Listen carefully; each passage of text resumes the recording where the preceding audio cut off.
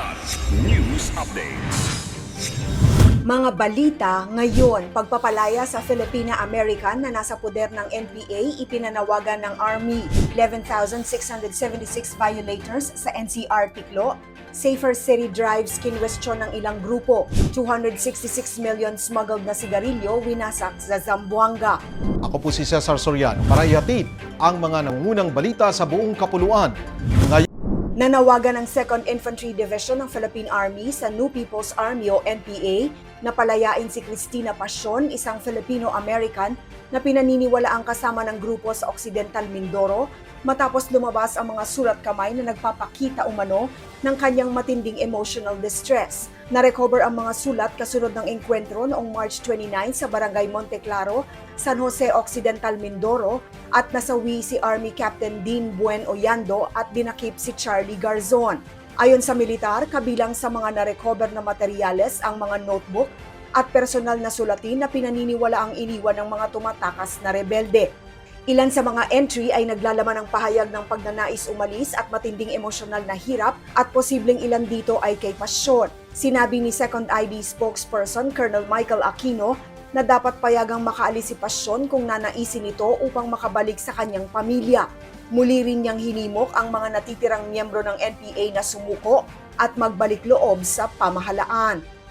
Umabot sa 11,676 na mga individual ang nasita sa unang araw ng pagpapatupad ng Safer Cities Initiative noong April 6, kasunod ng pinaigting na pagpapatupad ng mga ordinansa laban sa street drinking, pagiging topless sa publiko, late-night videoke at curfew para sa mga menor de edad. Sa bilang na ito, 2,478 ang pinagmulta, 125 ang sinampahan ng kaso at 9,073 ang binigyan ng babala na may kabuang 1.92 million pesos na multa. Ayon sa Philippine National Police o PNP, layunin ng kampanya na paigtingin ang kaayusan at kaligtasan sa mga lungsod. Gayunman, kinwestiyon ng Kabataan Party List at National Union of People's Lawyers ang operasyon. Iginiit na maaari itong magresulta sa anti-poor at anti-youth crackdown at posibleng paglabag sa karapatan. Sinabi naman ni PNP Chief General Jose Melencio Nartates Jr.